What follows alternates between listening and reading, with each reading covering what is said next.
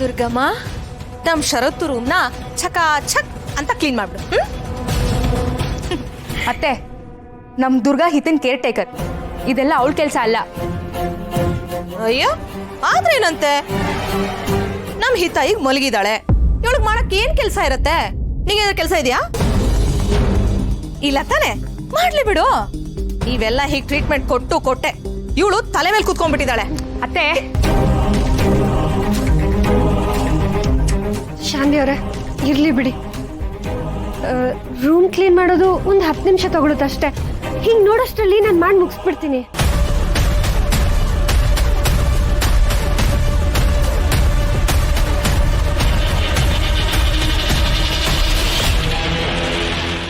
ಶಾಂತಿ ಅವರೇ, ನೀವು ಎಸ್ದೇ ಉಪಾಯ ಕೊಟ್ರಲ್ಲ, ಅದರಿಂದ ಎಷ್ಟು ಒಳ್ಳೇದಾಯ್ತು ನೋಡಿ. ನೋಡಿ, ಬಾಸು ಮತ್ತೆ ಪುಟ್ ಮೇಡಮು ಎಷ್ಟು ಖುಷಿಯಾಗಿದಾರಲ್ವಾ? ದುರ್ಗಾ, 1 ನಿಮಿಷ, ನಿಂಗೊಂದು ಕಾಲ್ ಬರ್ತಿದೆ.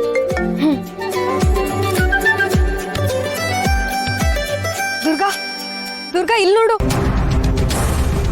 ನಾನು ದೇವಿ ಇಲ್ಲಿದ್ದೇನೆ.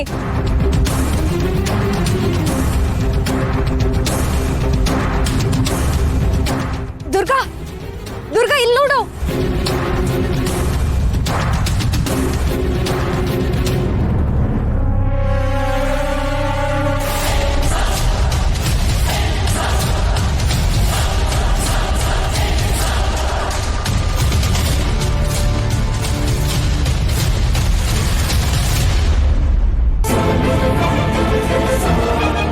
ಏನಾಯ್ತು ದುರ್ಗಾ?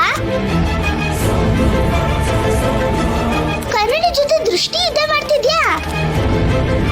ಬೇಡ ಬಿಡು, ಪಾಪ ಬದ್ಕೊಳ್ಳಿ. ಅದ್ರ ಮೇಲೆ ಯಾಕೆ ರೌಡಿಸಂ ಮಾಡ್ತೀಯಾ? ಮಣಿ, ಮೊದ್ಲೇ ಮಾತಿನ ರಾಣಿ ನೀನು. ಈಗ ಸಿಟಿಗೆ ಬಂದ್ಮೇಲೆ ಬಾಯೇ ಮುಚ್ಚಲ್ಲ ಅಂತ್ಯ ಅಲ್ವಾ? ಈ ಮಣಿ ಗಾಸಿಪ್ ಗಿಣಿ ಅಂತ ಗೊತ್ತಲ್ವಾ ನಿಂಗೆ? ಅದು ಬಿಡು, ಕನ್ನಡಿಗೆ ಏನಾಯ್ತು? ಅದು ನಾನು ಕಸ ಗುಡಿಸ್ತಿದ್ದೆ, ಕನ್ನಡಿಯಿಂದ ಏನೋ ಶಬ್ದ ಬಂದಂಗಾಯ್ತು. ಅದಕ್ಕೆ ನೋಡೋಣ ಅಂತ ಹೋದೆ. ಕನ್ನಡಿಯಿಂದ ಶಬ್ದ ಬಂತ? ದುರ್ಗಾ, ಇದು ಗ್ಯಾರಂಟಿ ದೆವ್ವ ಕಣೆ. ದೆವ್ವನ? ಮಣಿ, ಸುಮ್ನಿರೆ. ಹಾಗೆಲ್ಲ ಏನೇನೋ ಹೇಳಿ, ನೀನು ಹೆದರ್ಸ್ಬೇಡ. ಆ ಥರ ಎಲ್ಲ ಏನೂ ಇರಲ್ಲ.